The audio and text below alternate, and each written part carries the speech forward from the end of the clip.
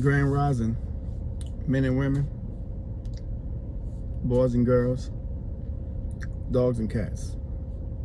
Hope everybody having a beautiful Sunday. And I know y'all getting ready for that football, which I understand because it's probably been a long week for some of us. And Saturday and Sunday is usually the day that we use to kick back, relax.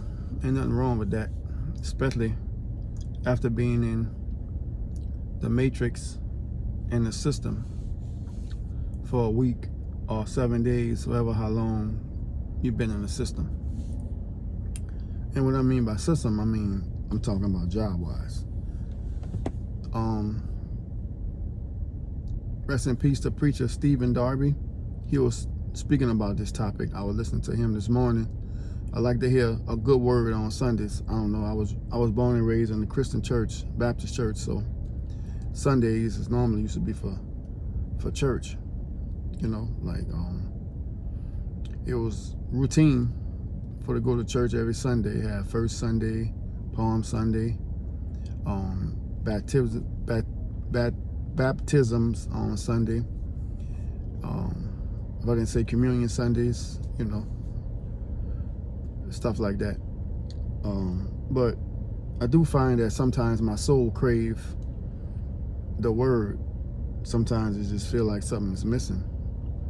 But will I ever step foot inside of a church again? I probably will. But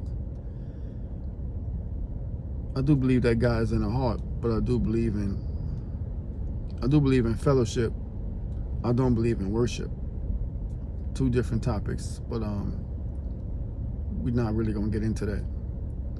But switching gears, I want to talk about this journey I've been on as far as with spending money out, like eating out at various places, like I used to do on Fridays. I go to this place called Keats and get me a shrimp po' boy, some fries, and get my wife whatever she want, some fried rice, some boudins, ball shrimp, things of that nature. But I was finding that it was terribly expensive spending that kind of money on food, and it was more than on Fridays. It was getting to where it was like 3 to 4 times a week that I was spending money on food. So what I'm doing now is that since I've been doing this, I'm noticing that I'm able to hold on to a lot more money versus me spending it all on food. And I think I was overeating, which overeating could cause health problems, tremendous health problems. So I'm no longer overeating. I try to control my eating because when you go to the doctor for a checkup, they're gonna draw your blood and check your blood pressure and things of that nature, check your eyesight or whatever kind of, if you're getting a physical or just getting an overall health inspection. That's what I like to call it, a health inspection. So, and what I find is that the minute they find something like high blood pressure, first thing they want to do is give you a pill, for your hypertension, as they call it. But then after that, you're gonna do what the doctor tells you to do and take the pill. So what I find is that when you go back to the doctor, you go back for your annual checkup again, what you'll find is that maybe some things has changed for the better or for the worse, because the first thing they want to do again is give you another pill because this didn't spike or that didn't spike, or your blood pressure is higher than the previous time that you was there. And let's say you changed everything around, you changed your diet, you changed everything around. So what leads me back to the only thing it could be that's making your pressure high, and you done change everything, your diet right, you exercise right, which I really really hate the word diet. I think people should use better living appetite. What I find is that pressure pill could be spiking your blood pressure purposely, just so you could go and get a higher dosage as well. Because you gotta understand something. It's big money into you being from you being sick. It's big money from you being sick. Like, that's how the pharmacy makes their money, of you being sick. So I mean, even little changes to your better eating appetite. Just, little small changes, like if you used to eating hamburger 3 or 4 times a week, stop eating a hamburger 3 or 4 times a week. You used to eating hot dogs, chili 3 to 4 times a week, or pizza, just cut back on all that for a while. And I'm gonna use a word like my mom say, eat it. If you're gonna eat it in moderation. Let's say eat it once a month, it won't kill you. That's what I'm finding. And let's say you start eating it once a month, then you're gonna find out that you really don't need it at all. So that's a discipline that is preparing you to be abstinence from it totally. Like, really, you're not even gonna crave it no more from not having it for so long. Same thing with me with alcohol. Like, I mean, as I said in my previous videos, I love to drink wine. Like, wine and cigars was my thing. Like, but I found out that I was using it as an escapage from my problems. Like, I've been at work 7 days straight on my job, so when I get an off day, first thing I want to do is grab a bottle, grab a cigar, and drink and smoke. So I was escaping. I was trying to escape my reality. So what I did was I cut back on my wine. At least I tried to.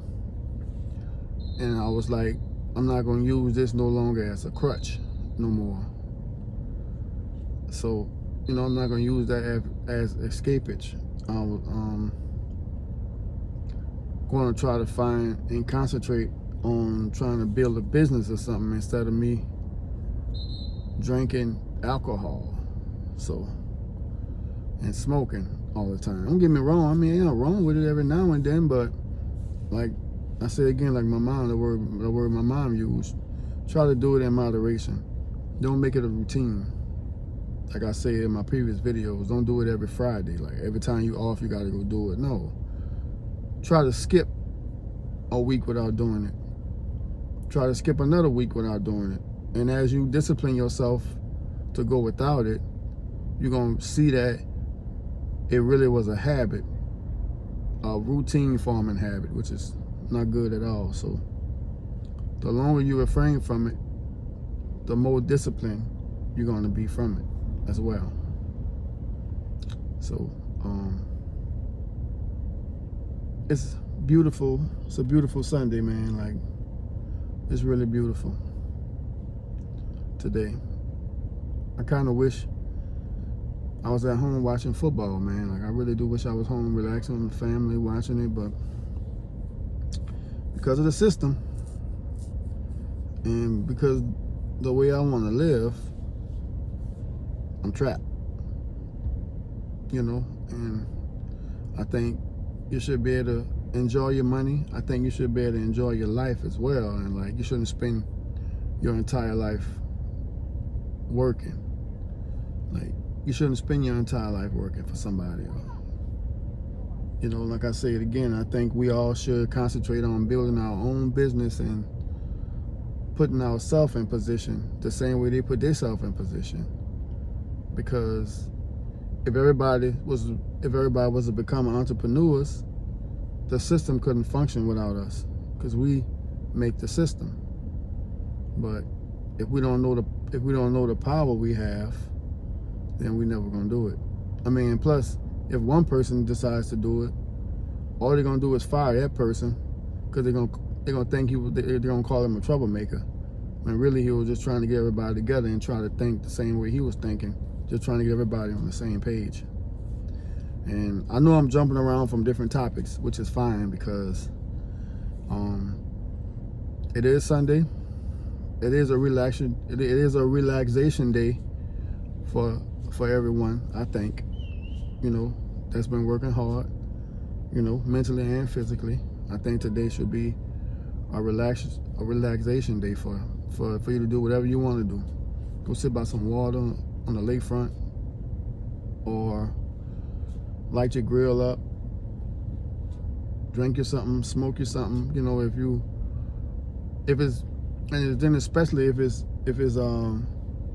you rewarding yourself from a productive week as well. So I think you should celebrate even more if it's been productive. I don't think you should celebrate if you haven't been productive, or if you haven't given it your all. I don't think you should have a reason to celebrate. I think you should give it your all the time, not some of the time, so you could reap the benefits and reward yourself greatly without feeling like you don't deserve it. That's what I'm saying. But we all should find a way to get out of the system, some kind of way. I think we all should work on something to get us out of the plantation, that's all a job is. It really is. It's just like a plantation. The only good thing about it is that you're getting paid from working on the plantation. But you got to take in consideration is this as well. You get your check, they're taking the taxes out. So it's like you done made this certain amount of money from busting your butt all week or all 2 weeks, and here comes Uncle Sam putting that knife in you. Well, we'll take 200 of that, or we'll take 400 of that, and God forbid if you're on child support like me. I mean, it's heartbreaking. It's like seeing that much money go out the window is like, it's like crushing. But I am in the process of preparing a plan to withdraw my income from being garnished so much.